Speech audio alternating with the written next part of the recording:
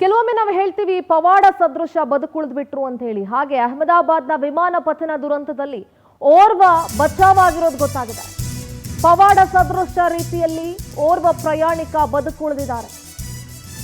242 ಜನನು ಬದುಕುಳಿದಿಲ್ಲ ಅನ್ನೋ ಮಾಹಿತಿ ಇತ್ತು. ಆದರೆ ಈಗ ಪವಾಡ ಸದೃಶ ರೀತಿಯಲ್ಲಿ ಒಬ್ಬ ಪ್ರಯಾಣಿಕ ಬದುಕುಳಿದಿರೋದು ಕನ್ಫರ್ಮ್ ಆಗಿದೆ. ಎಮರ್ಜೆನ್ಸಿ ಎಕ್ಸಿಟ್ ಡೋರ್ ಮೂಲಕ ನೆಗೆದು ಬದುಕುಳಿದಿದ್ದಾರೆ ಈ ಪ್ರಯಾಣಿಕ. ಸೀಟ್ ನಂಬರ್ 11A ನಲ್ಲಿ ಕೂತಿದ್ರು ಇವರು. ರಮೇಶ್ ಸೇಫ್ ಆಗಿದ್ದಾರೆ. ಅತ್ತ ವಿಮಾನ ಪತನ, ಇತ್ತ ಜಂಪ್ ಮಾಡಿ ನಡೆಯುತ್ತಾ ಸಾಗಿದ್ರು ರಮೇಶ್. ಸದ್ಯ ಆಸ್ಪತ್ರೆಗೆ ದಾಖಲಾಗಿ ಚಿಕಿತ್ಸೆಯನ್ನು ಪಡ್ಕೊಳ್ತಾ ಇದ್ದಾರೆ ರಮೇಶ್. ಬದುಕುಳಿದ ಪ್ರಯಾಣಿಕ ರಮೇಶ್ಗೆ ಸಣ್ಣ ಪುಟ್ಟ ಗಾಯಗಳಾಗಿದೆ. ವಿಮಾನ ಪತನದಲ್ಲಿ ಸಾವನ್ನಪ್ಪಿದ ಪ್ರಯಾಣಿಕರಿಗೆ 1 ಕೋಟಿ ಪರಿಹಾರವನ್ನು ನೀಡಲಾಗ್ತಾ ಇದೆ. 1 ಕೋಟಿ ಪರಿಹಾರವನ್ನು ಟಾಟಾ ಗ್ರೂಪ್ ಘೋಷಿಸಿದೆ.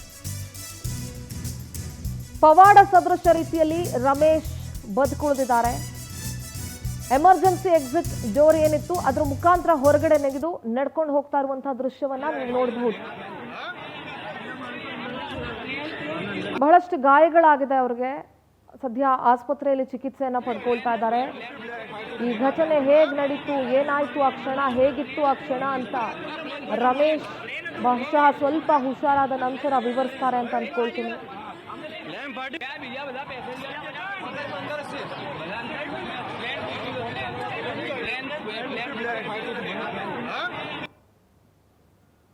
ನೋಡಿ, ಒಂದು ಕಡೆ ವಿಮಾನ ಪತನ ಆ ದುರಂತ ಹೇಗಾಯ್ತು ಅನ್ನೋದನ್ನ ಗಮನಿಸ್ತಾ ಇದ್ದೀರಿ. ಮತ್ತೊಂದು ಕಡೆ ಇದರಿಂದ ಈ ದುರಂತದಿಂದ ಬಚಾವಾದಂಥ ರಮೇಶ್ ನಡ್ಕೊಂಡು ಹೋಗ್ತಾ ಇರುವಂಥ ದೃಶ್ಯವನ್ನ ನೀವು ನೋಡ್ತಾ ಇದ್ದೀರಿ.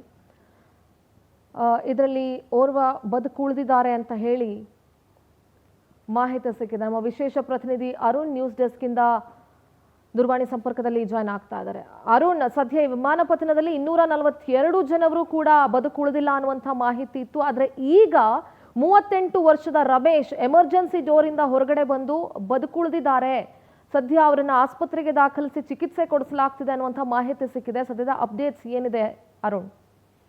ಸಿಂಧೂರ, ವಿಮಾನ ಪತನವಾದ 30 ಸೆಕೆಂಡ್ ಒಳಗೆ, ಅಂದ್ರೆ ಪತನವಾಗಿ ಸ್ಫೋಟವಾದಂತಹ 30 ಸೆಕೆಂಡ್ ಸಂದರ್ಭದಲ್ಲೇ 11A ಟಿಕೆಟ್ ಸಂಖ್ಯೆ 11A ಎಕ್ಸಿಕ್ಯೂಟಿವ್ ಕ್ಲಾಸ್ ನಲ್ಲಿ ಪ್ರಯಾಣ ಮಾಡ್ತಿದ್ದಂತ ರಮೇಶ್ ವಿಶ್ವಾಸ್ ಕುಮಾರ್ ಇವರು ಎಮರ್ಜೆನ್ಸಿ ಡೋರ್ನ ತಮ್ಮ ಬಾಹುಬಲದಿಂದಲೇ ಶಕ್ತಿ ಪ್ರಯೋಗ ಮಾಡಿ ಎಮರ್ಜೆನ್ಸಿ ಡೋರ್ನ ತೆಗೆದು ವಿಮಾನದಿಂದ ಕೆಳಗೆ ಜಿಗಿದಿದ್ದಾರೆ. ಅದೃಷ್ಟವಶ ಯಾವುದೇ ರೀತಿ ಗಾಯಗಳಾಗಿಲ್ಲ. ಆಶ್ಚರ್ಯ ಅಂತಂದ್ರೆ ಅಂತ ತುರ್ತು ಸಂದರ್ಭದಲ್ಲೂ ಕೆಳಗೆ ಜಿಗಿದಂತ ರಮೇಶ್ ವಿಶ್ವಾಸ್ ಕುಮಾರ್ ಅವರು ನಡ್ಕೊಂಡು ಹೋಗಿ ನೇರವಾಗಿ ಆಂಬುಲೆನ್ಸ್ ಹತ್ತಿರುವಂತದ್ದು. ಇದು ನಿಜವಾಗ್ಲೂ ಪವಾಡದಲ್ಲಿ ಪವಾಡ ಅಂತಲೇ ಹೇಳ್ಬಹುದು. ಅವರೇ ಹೇಳೋ ಪ್ರಕಾರ ತಮ್ಮ ಸುತ್ತಲೂ ಹೆಣಗಳ ರಾಶಿಯೇ ಬಿದ್ದಿತ್ತು. ಆ ಹೆಣಗಳನ್ನ ತುಳ್ಕೊಂಡು ಬಂದೇ ತಾವು ಎಮರ್ಜೆನ್ಸಿ ಡೋರ್ ಇಂದ ಆಚೆಗೆ ಜಿಗಿದಿದ್ದಾಗಿ ರಮೇಶ್ ಕುಮಾರ್ ವಿಶ್ವಾಸ್ ಅವರು ಹೇಳ್ಕೊಂಡಿದ್ದಾರೆ. ನಡ್ಕೊಂಡು ಹೋದಂತ ಅವ್ರನ್ನ ಯಾರನ್ನೂ ಮುಟ್ಟೋದಕ್ಕೂ ಕೂಡ ಅವಕಾಶ ಕೊಡ್ತಿರ್ಲಿಲ್ಲ. ದೃಶ್ಯಾವಳಿ ನೀವು ಗಮನಿಸ್ತಾ ಇರಬಹುದು. ಅವ್ರನ್ನ ಆಂಬುಲೆನ್ಸ್ ನಲ್ಲಿ ಕರ್ಕೊಂಡೋಗಿ ಈಗ ಆಸ್ಪತ್ರೆಗೆ ದಾಖಲಿಸಲಾಗಿದೆ. ಬಹುಶಃ ವಿಮಾನ ದುರಂತಗಳ ಇತಿಹಾಸದಲ್ಲೇ ಇದು ಅತ್ಯಂತ ವಿನೂತನವಾದಂತ ಒಂದು ಪವಾಡ ಅಂತ ಹೇಳ್ಬಹುದು. ಯಾರೂ ಬದುಕಿಲ್ಲ. ಬಹುಶಃ ಇನ್ನೊಂದು ಆಶ್ಚರ್ಯ ಅಂತಂದ್ರೆ ರಮೇಶ್ ವಿಶ್ವಾಸ್ ಕುಮಾರ್ ಏನಿದ್ದಾರೆ ಇವ್ರದ್ದು ticket number seat number 11A ಆದ್ರೆ 12ನೇ ಪ್ರಯಾಣಿಕರಾಗಿದ್ದಂಥವ್ರು ಗುಜರಾತ್ನ ಮಾಜಿ ಮುಖ್ಯಮಂತ್ರಿ ರೂಪಾನಿ ಅವರು. ಬಹುಶಃ ಇವರ ಪಕ್ಕದಲ್ಲೋ ಅಕ್ಕಪಕ್ಕದ ಯಾವುದೋ ಸೀಟಲ್ಲಿ ರೂಪಾನಿ ಅವರು ಇದ್ರು ಅಂತ ಅನ್ಸುತ್ತೆ. ಹೆಚ್ಚಿನ ಮಾಹಿತಿನ ಬಹುಶಃ ಅವ್ರು ಸ್ವಲ್ಪ ಚೇತರಿಸ್ಕೊಂಡ ನಂತರ, ಇನ್ನೂ ಆ ಶಾಕ್ ಅಲ್ಲಿ ಇದ್ದಾರೆ, ಆ ಚೇತರಿಸ್ಕೊಂಡ ನಂತರ ಹೆಚ್ಚಿನ ಮಾಹಿತಿ ಸಿಗಬಹುದಾಗಿದೆ.